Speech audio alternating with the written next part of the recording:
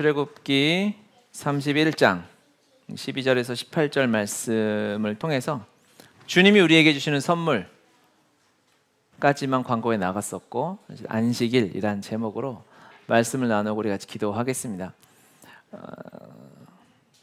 25장부터 우리가 지금 출애굽기 31장까지 읽었잖아요.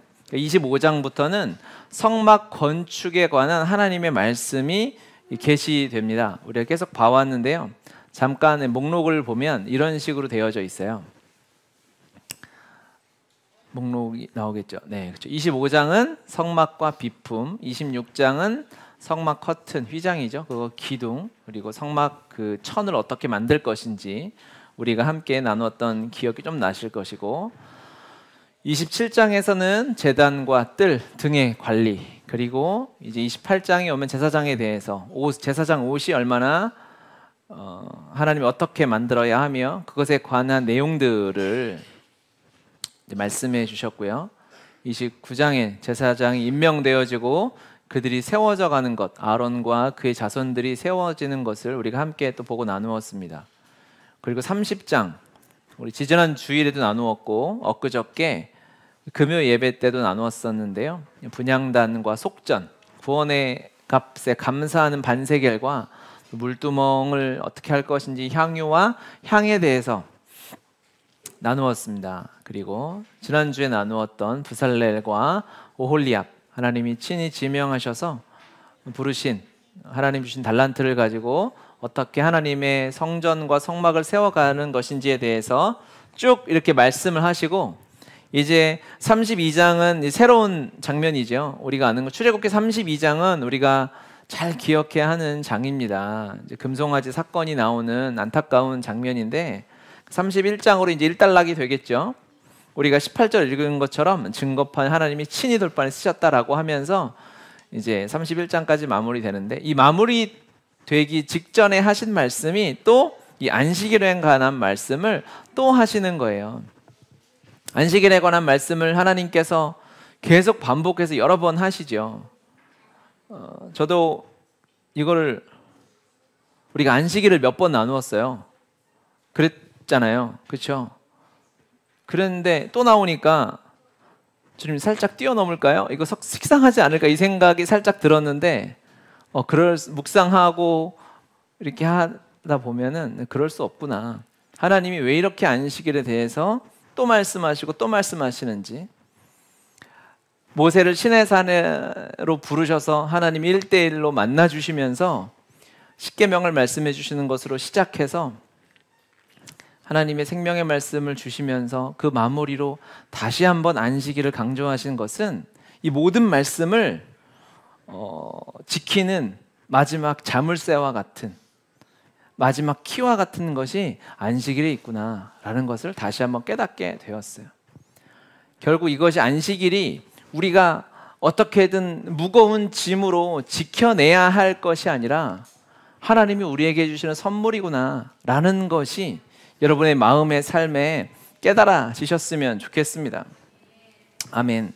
안식일은, 안식일을 하나님께서 이스라엘 백성들에게 구별된 공동체에게 준 선물이거든요. 13절 다시 한번 같이 읽어볼까요? 본문 13절. 너는 이스라엘 자손에게 말하여 이르기를 너희는 나의 안식일을 지키라. 이는 나와 너희 사이에 너희 대대의 표징이니 나는 너희를 거룩하게 하는 여호와인 줄. 아멘. 아멘.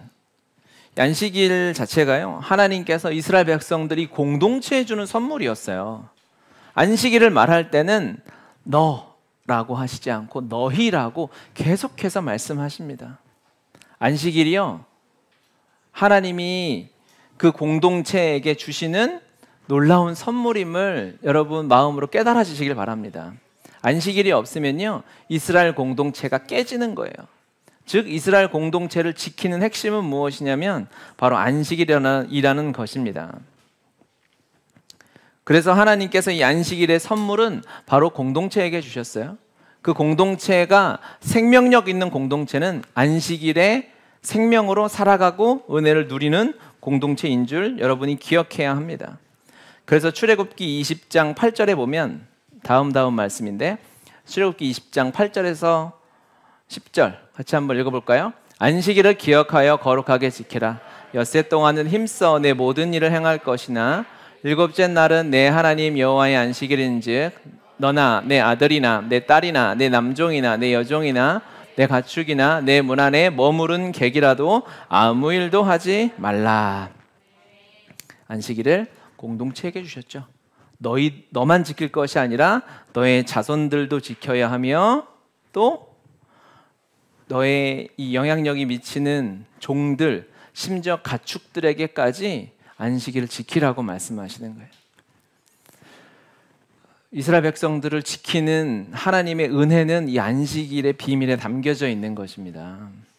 다른 사람들에게 안식일을 같이 공동체적으로 지키는 것은 어떤 의미가 있을까요? 그것은 이제 항상 우리가 나 혼자 온전히 우뚝 서 있지 못할 때가 많지 않습니까? 그렇죠? 우리가 성령 충만하고 막 뜨겁고 이럴 때는 무슨 일이 있어도 안식을 하나님 앞에 거룩하게 지키려고 하죠. 그런데 그러지 못할 때가 있어요. 내 마음이 힘들고 이럴 때는 막 또 다른 일이 생기고 이럴 땐 안식일을 지키고 싶지 않을 때도 있어요. 그래서 하나님께서 공동체에게 말씀을 주신 거예요. 우리의 감정에 맡기시지 않고 예배는 우리 마음 중심으로 드려야 하는데 그러지 못할 때도 우리가 예배해야 하잖아요. 그 이유가 무엇일까요? 우리에게 맡겨놓으시는 것이 아니라 하나님께서 그 공동체 하나님의 말씀에 선물로 주신 것입니다. 종들을 다 지켜놓은 거죠. 종들에게 하나님의 안식일에는 절대 아무 일도 하지 말라고 해놨는데 어느 날 주인이 하나님한테 삐진 거예요. 야, 나 안식일 안 지켜. 그리고 종들에게 시키면 종들이 이렇게 쳐다볼 거 아니에요. 저 사람이 주인이 신앙이 있는 거 없는 거 이렇게 쳐다보니까. 근데 믿음은 없을지라도 그 믿음이 식어졌을 때라도 내가 좀 넘어져 있을 때라도 공동체에 속해 있는 것만으로도 안식일을 지키는 은혜가 이스라엘 백성에게는 주어질 수 있는 것입니다. 공동체에 주신 선물이 너무 귀한 것입니다. 여러분 주일 우리가 지금 하나님의 안식을 기억하며 주님의 선물을 기억하며 우리가 주일 예배를 드리잖아요. 우리 교회가 만약에 주일 예배가 없으면 이 공동체가 유지될 수 있을까요? 유지될 수 없는 것입니다.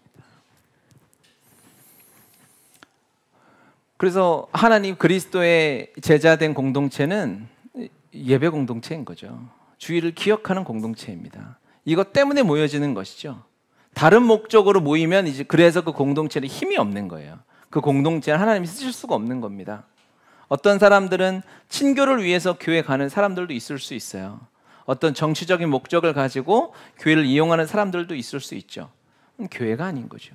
교회란 이름을 떼야죠. 예배 중심으로 하나님의 말씀의 은혜를 사모하는 그 공동체가 안식하는 공동체인 줄 믿으시길 바랍니다. 공동체를 주시면서 우리가 읽은 말씀에도 보면 뭐라고 나와 있냐면 내 아들이나 내 딸이나, 그리고 우리 본문 16절도 한번 다시 읽어볼까요? 이같이 이스라엘 자손이 안식일을 지켜서 그것을 대대로 영원한 언약을 삼을지니. 아멘. 대대로 이 말씀의 언약을 너희들만 잘 지킬 것이 아니라 너희의 아들, 딸에게도 자녀들에게도 대대로 안식일에 하나님의 말씀을 기억하고 지켜서 그것을 물려주라고 하시는 것입니다. 안식일이 가정을 지키는 것이죠. 안식일이 우리의 가정을 지키는 하나님의 보호막이고 하나님의 섭리인 줄 여러분 기억해야 합니다. 할렐루야.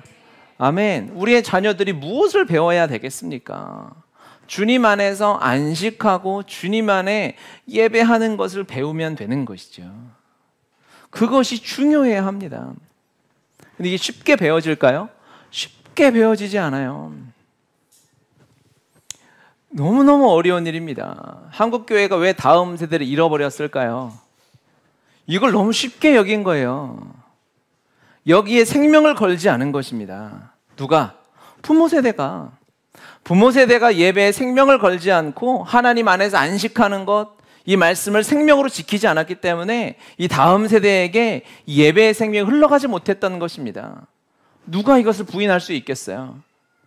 지난주에 목사님들이 막 오셔가지고 너무 칭찬을 많이 해주시고, 이제 우리가 장로님들, 안수 집사님, 권사님이 세워지고 이제 여러분들은 순식간에 다 가셨잖아요.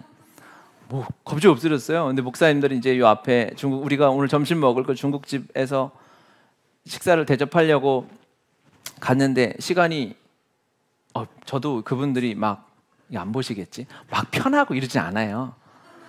한 달에 한 번 보고 이렇게 하니까. 근데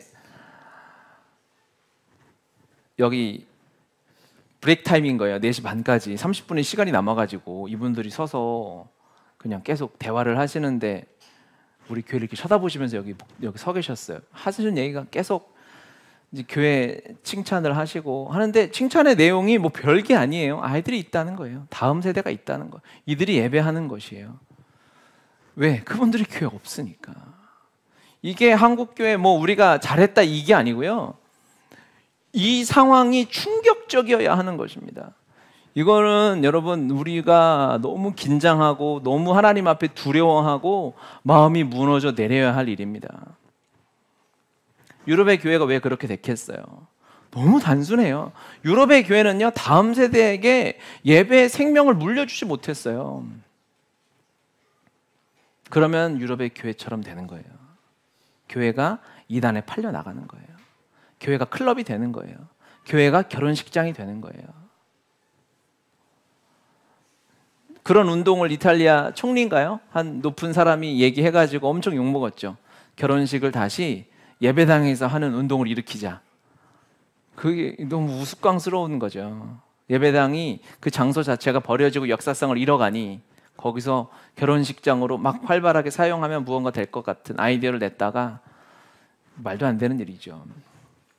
여러분, 우리의 다음 세대에게 예배를 하나님의 안식을 선물로 주어야 합니다.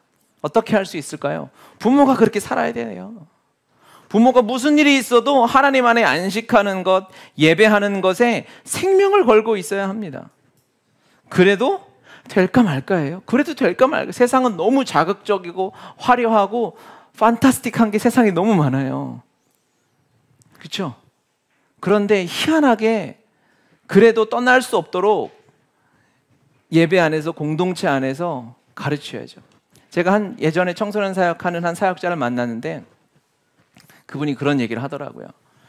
그 부모와 했던 얘기를 하는데 부모들이 교회를 다니게 하면서 이게 막 그런 얘기를 하더라고요. 결국 신앙은 자녀가 선택해야 되는 거 아니냐. 이게 맞죠? 그렇죠?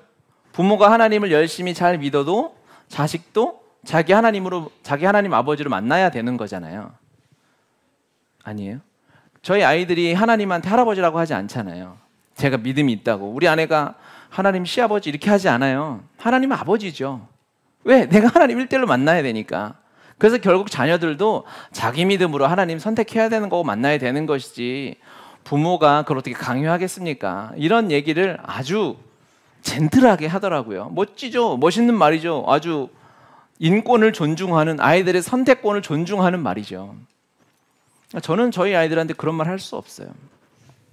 야, 죽어도 너 세상에서 거지가 되고 아무것도 멍청이가 돼도 하나님을 믿어야 된다. 너 그 선택 아니다. 이게 당연한 거 아니에요? 제가 지금 공식 예배 자리라 되게 국어적으로 순화된 말을 하죠. 이거를 아이들한테 여러분 이게 선택으로, 여러분의 자녀라면 이걸 선택하라고 하겠어요? 하나님을 선택할 수도 있고 그냥 세상에서도 잘 살 수 있다. 세상은 좋은 곳이다. 뭘 선택권 같은 소리를 하고 앉아 있습니까? 가능하면 뇌를 열고 성경을 집어넣어서라도 주님 믿게 해야 되는 게 그게 하나님의 생명이고 우리 주님의 말씀 아니겠어요? 복음의 능력 아니겠어요? 그렇다면 우리가 다음 세대를 마주하는, 교육하는, 그들을 바라보는 태도가 과연 얼마만큼인지를 점검해 봐야 하는 것입니다. 세상에 있잖아요. 그러면 좋은 교육 시키려고 엄청나게 노력합니다. 좋은 체험해 주려고 너무너무 노력해요. 좋은 말이에요. 아주 좋죠. 자녀들을 잘 키워야죠. 하지만 그거에 비교할 수 없을 만큼의 하나님을 만나도록 하는 간절한 우리 어른 세대의 생명이 담겨져 있는 그들을 향한 기도가 있어야 되는 것입니다. 헌신이 있어야 되는 것이에요. 그래도 될까 말까예요. 죄송한데 그래도 안 될 것 같아요. 그래서 가슴이 아파요. 이 시대가 그래도 안 될 것 같은 거예요. 학교에 가면 이제 여러분 우리 아이들 세대는 남성, 여성에 대해서 배울 수가 없습니다. 배워지지 않습니다. 그 얘기는 뭡니까? 창세기 1장 1장부터 찢어내고 가는 거예요. 창세기는 허구예요. 성경은 누가 지어낸 종교적인 이야기예요. 교회 다닐 수 있죠. 종교 활동으로. 이 말도 안 되는 시대 앞에서 우리가 우리의 다음 세대를 야 교회 다니고 너는 찬양도 했어? 말씀을 외웠네? 그 정도 소꿉장난하는 수준으로 애들을 가르쳐서 될 일이 아니라는 것입니다. 우리가 복음의 세대 학교를 하고 있죠. 대안학교를 하는데 너무너무 힘든 일입니다. 2년 됐는데 이거를 주여 왜 이렇게 생각이 많이 드는데 방법이 없어요. 이거 이렇게 하면 될까요? 주님 앞에 그냥 악소리 아우성 치는 거죠. 주님 할 줄 아는 게 없어서 이거라도 할 테니 우리 아이들 살려달라고 우리 부모 세대의 몸부림이에요. 몸부림. 여러분 우리 아이들이 예배하고 있습니까? 어떻게 하면 자녀를 잘 키울 수 있을까요? 어떻게 하면 우리의 다음 세대가 복음으로 그리스도를 만날 수 있을까요? 적당히 잘 하면 될까? 시대가 달라졌어요. 되지 않습니다. 우리는 세상 말로는 정말 운이 좋았던 거죠. 여러분이 세상으로 갈 기회가 많잖아요. 과거를 생각해 보세요. 그때 그 길로 빠졌으면 나는 지금 여기 있을 게 아니라 거기 있을 것이고, 그렇죠? 우리는 진짜 하나님의 은혜를 왔죠. 그러면 우리 다음 세대도 그렇게 될 수 있을 것인가? 하나님 앞에 어떻게 하면? 그러면 이제 우리 부모 세대가 여러분 우리의 자녀들 잘 키우자고 우리가 여기서 이거 하고 있는 게 아니잖아요. 이 시대 앞에서 이 한국의 다음 세대, 한국교회 다음 세대를 키우기 위해서 우리 하나님의 은혜를 얻은 세대는 무엇을 해야 할까요? 3가지 기억을 남겨주어야 합니다. 첫 번째는 우리 어른 세대는 말씀에 생명을 걸었더라. 거기에 그 모습이 우리의 삶으로 드러나야 되는 것입니다. 자녀들이 봤을 때 우리의 부모의 말씀의 기억이 있어야 되는 것입니다. 말씀을 사랑하고 묵상하고 부모의 품에서 말씀을 암송시키는 기억이 자녀에게 있어야 하는 것입니다. 여러분, 또 부모의 품에서 함께 기도하는 시간이 있어야 하는 거예요. 여러분 우리가 금요일 날 거의 매주 아이들 앞에서 기도하게 하죠. 안수하게 하죠. 아이들의 마음 속에 아이들의 삶의 패턴으로 그냥 습관적으로 여러분 은혜로 믿음으로 하나님을 사랑하는 마음으로 그거는 2차적인 거고요. 습관적으로 그냥 몸이 주님처럼 금요일 밤에는 하나님 앞에 무릎 꿇었더라 라는 것이 새겨져야 되는 거예요. 그 기억이 우리 아이들의 마음에 있어야 되는 것입니다. 힘들죠. 육체적으로는 힘들죠. 그 시간에 쉬는 게 훨씬 편하죠. 힘들라고 오는 거예요. 여러분 힘드십시오. 힘들게 와야 기억이 되는 거예요. 편하자고 하는 거 아닙니다.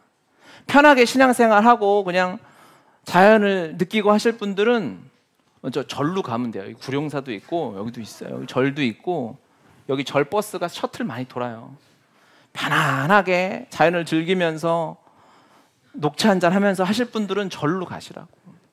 우리는 하나님 안에 이 받은 은혜 십자가에서 찢겨서 여러분 복음은 낭만이 아니에요.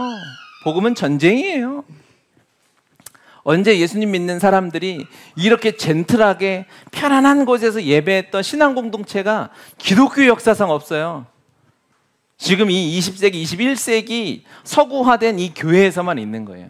우리의 태도가 그렇게 복을 받았다면, 우리의 마음도 그렇다면 이제 또 그런 서구의 교회가 갔던 길로 가는 거죠. 여러분 힘든 자리로 헌신하는 자리, 잠을 못 자는 자리, 피곤한 자리로 나와서 기도의 기억을 밤이 맞도록 주님이 습관을 따라 기도하셨잖아요. 그렇죠? 이거를 우리가 저는 기도를 그냥 습관적으로 해요. 여러분 이게 믿음이 있어 보여요? 없어 보여요? 대단한 믿음이에요. 여러분 기도의 습관이 들어있는 게 얼마나 대단한 믿음입니까? 막 찝찝한 거예요. 그날은 교회 안 가 기도 안 하면 찝찝한 거지. 그 수준으로 올라가시길 바랍니다. 우리가 대단해 보이는 사람은 막 그 마음을 따라서 막 뜨겁게 막 열정으로 하는 사람인데 그거 하수. 진짜 대단한 사람은 엄청나게 큰 일을 당했는데 터벅터벅 기도하러 오는 사람이에요. 이 사람을 사단이 어떻게 감당해요? 막 춤추고 행복하고 기쁜 일이 있는데 그날도 그냥 터벅터벅 교회로 가는 사람, 예배당으로 하나님 앞에 무릎 꿇는 사람, 이 사람을 세상이 어떻게 감당하겠어요? 세 번째, 부모와 함께 예배하는 기억이 우리의 자녀들의 마음에 있어야 합니다. 우리 다음 세대의 마음에 있어야 합니다. 할렐루야. 아멘. 우리 아이들이 예배를 가르쳐야 돼요. 여러분, 아이들이 가르치면 못할 것 같습니까? 다 합니다. 할 수 있어요. 처음에는 이 예배 시간에 지금 너무 갓난 아이들이 많아서 이게 잘 통제가 안 되는데 이제는 아이들이 예배 시간에 조용히 앉아서 앞을 바라보고 귀를 여는 훈련을 해야 돼요.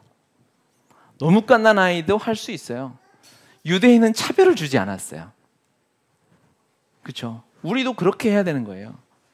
아이들 그냥 어리니까 봐주고 처음에 애들이 계속 떠들면 1시간 동안 계속 입에 뭘 넣더라도 앞에 보고 쳐다보고 예배 시간에 목사님 봐야 돼, 찬양할 때 인도자 봐야 돼, 하나님 봐야 돼 라는 훈련을 하루에서 안 되면 이틀 하는 거죠. 일주에서 안 되면 2주 하는 거고 그렇게 하다 보면 아이들 훈련이 돼요. 우리 금요일날 오시는 분들은 알 거예요. 여기 앞에 거의 몇 달 동안 우리가 무릎 꿇고 기도하는 훈련 시키니까 애들이 와서 장난을 치더라도 여기 앞에 앉아 있어요. 그리고 기도 안 받으면 찝찝해요. 그래서 막 제가 기도해주고 가면 목이 쉬잖아요. 그러면 기도 끝났다, 물 한잔하고 쉬어야 되겠다. 그런데 뭔가 섬찟한 거야. 그러면은 기도 못 받은 애가 저를 쳐다보고 있어요. 너 물 마실 때가 아니고 날 기도해줘야 될 때야. 이렇게 안 될 것 같습니까? 여러분, 그거는 우리의 부모의 교만이에요. 교만. 왜 자녀가 왜 안 됩니까? 우리보다 훨씬 가능성이 많은데. 훈련시켜야 되는 거죠. 집중해서 말씀을 들을 수 있도록.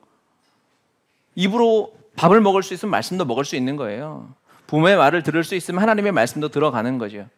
그 훈련을 이제 더 철저하게, 그동안에 하나님 앞에 우리가 좀 누렸다면 이제는 더 훈련소처럼 강하게 훈련해야 할 줄 믿습니다.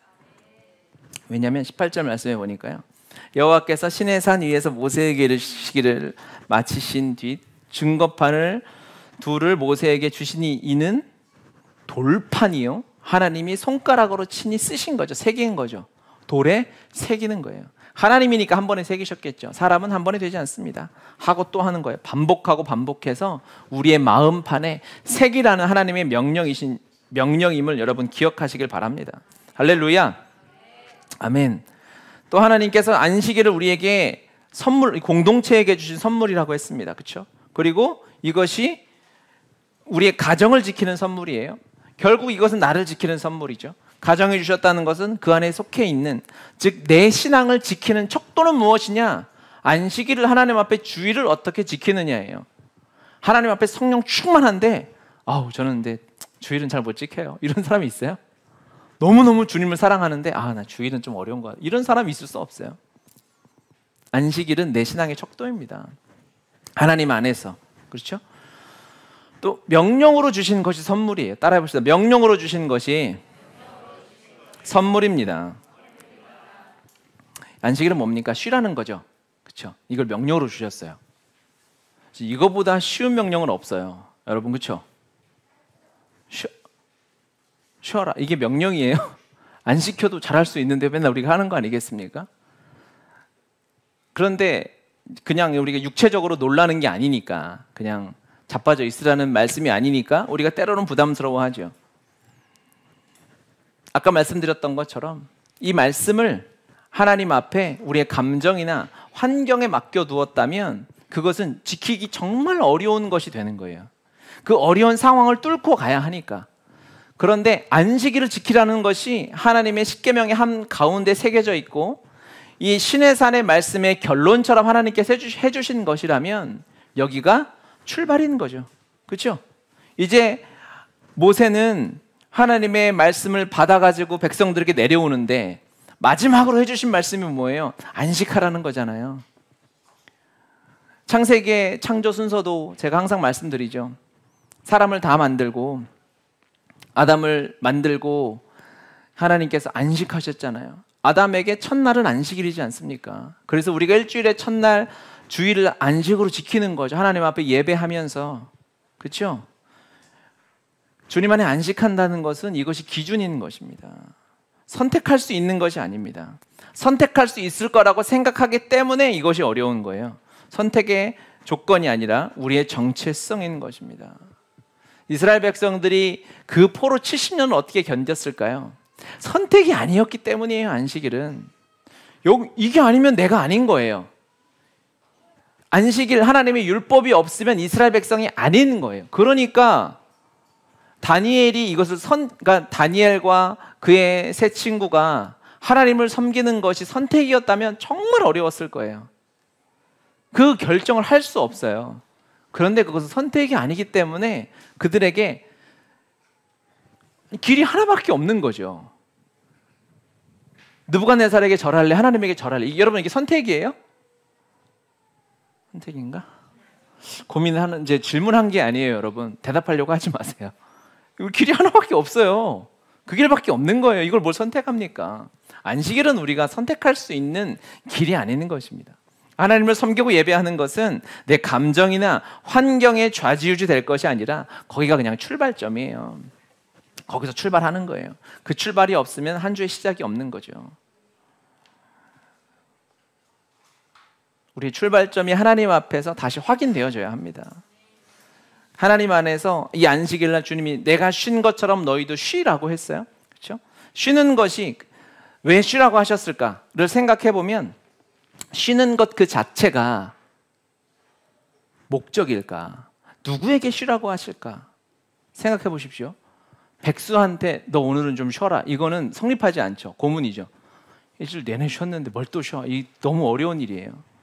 쉰다는 것 자체는 하나님께서 우리가 6일 동안 하나님의 사명자로 살고 있다는 것을 아시는 거예요. 그런 자들에게 쉼을 주시는 거죠. 그래서 마태복음 11장 28절, 우리가 잘 아는 말씀이죠. 수고하고 무거운 짐진 자들아 다 내게로 오라. 내가 너희를 쉬게 하리라. 여러분, 안식일로 하나님 앞에 부름받은 자들은 사명자예요. 사명자에게 주시는 선물이 무엇이냐? 바로 안식인 것입니다. 한 주간 살아오면서 여러분 힘들죠? 그리스도인으로 살아오면서 제가 지난주에도 말씀드렸지만 항상 기쁘고 항상 행복하고 항상 웃을 일만 있는 게 아니다. 하나님이 그것을 주실 능력이 없어서가 아니라 그것이 인생이고, 죄인들이 가득한 이 세상을 그리스도인이 예수 생명으로 살아가면 때로는 꾸정물이 튀길 때도 있고 전쟁터니까 피 튀기는 일을 우리가 감당해야 될 때도 있는 거예요. 주님이 그것을 아시는 거죠. 그렇기 때문에 쉬게 하시는 거예요. 주님 안으로 나와서 네가 일주일 동안 메고 있었던 무거운 짐들을 다 내려놓고 하나님 안에서 쉬거라 라고 말씀해 주시는 거예요. 그게 끝일까? 그 끝은 아니죠. 쉬고 나서 또 한 주간을 또 내가 배낭 메고 가야 될 길이 있는 거예요. 그러면 이 쉬는 동안 무엇을 해야 할까요? 이 쉬는 하나님의 안식일 동안 무슨 복을 해야 될까요? 회복을 해야죠. 회복을. 진짜 좀 잘 좀 맞춥시다. 회복을 하는 시간이에요. 안식일은. 수고하고 무거운 짐을 지고 왔는데 여기서 야, 너 이제 그만해. 그 은혜를 받고 힘을 얻어요. 그래서 가는데 하나님이 또 사명을, 주님이 친히 하셔야 할 그 사명의 그 은혜를, 그 감동을 짐이 아닌 사명으로 우리에게 주시는 것입니다. 여러분, 사명은 짐이에요? 은혜예요? 은혜죠. 거기서 회복이 있어야 되는 거예요. 안식일 날 여러분 회복을 누려야 되는 것입니다. 안식일에 회복이 없으면 그래서 지치는 거예요. 거기서 내가 쓰러진다고 생각하는 거예요. 그래서 이 말씀에 대해서 오해하는 사람들이 있어요. 안식일 날 자꾸 봉사하고 뭐 하면 내가 더 힘든다는 거죠. 하나님 안에 회복은 그냥 앉아서 누워있으면 회복이 올까요? 그렇지 않습니다. 하나님 안에 제대로 된 훈련이 그의 체력을 강하게 하는 것이죠. 지금 월드컵이 이제 막 하고 있어요. 아세요? 자매님들도? 아시죠? 공 가지고 막 차는 거, 그렇죠? 가끔 한스러울 때도 있어요. 저 공을 왜 저렇게 뛰어다니는 이런 생각이 들 때도 있어요. 그렇죠?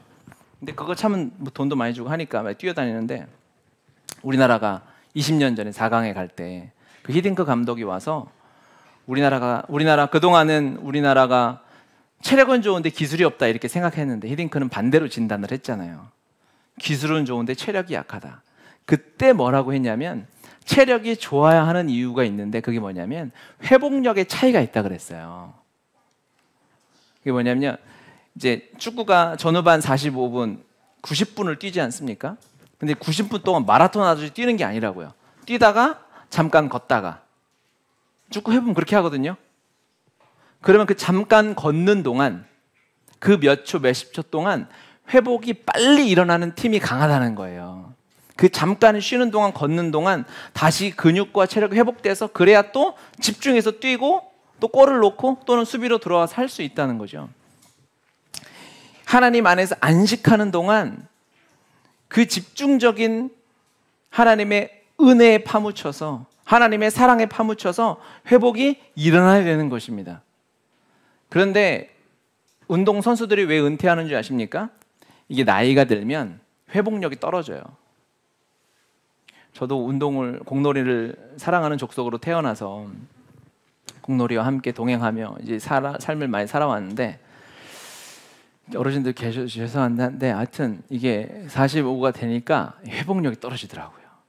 자전거를 예전에 2시간 타도 괜찮았는데 회복력이 떨어질 때가 있어요.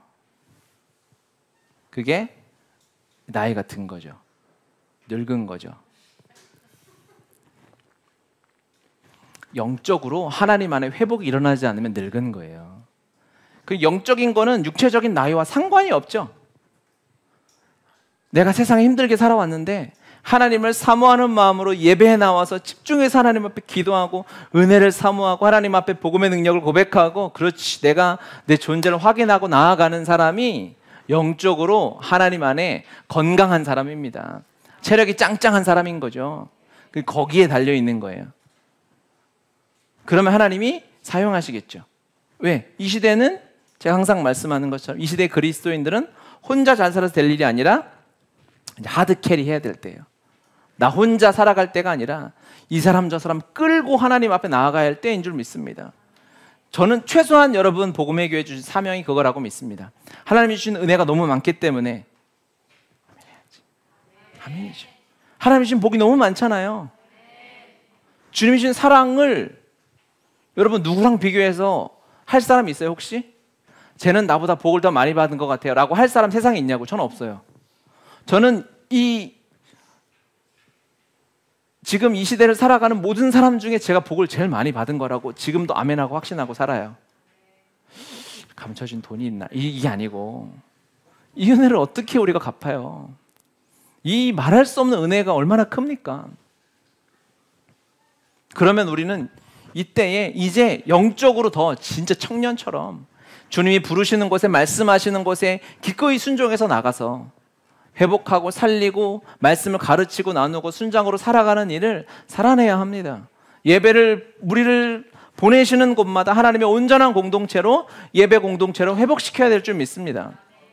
어제도 광고했지만 이제 어성경 읽어지는 성경 공부 이제 전문가 과정을 한다고 광고를 했잖아요.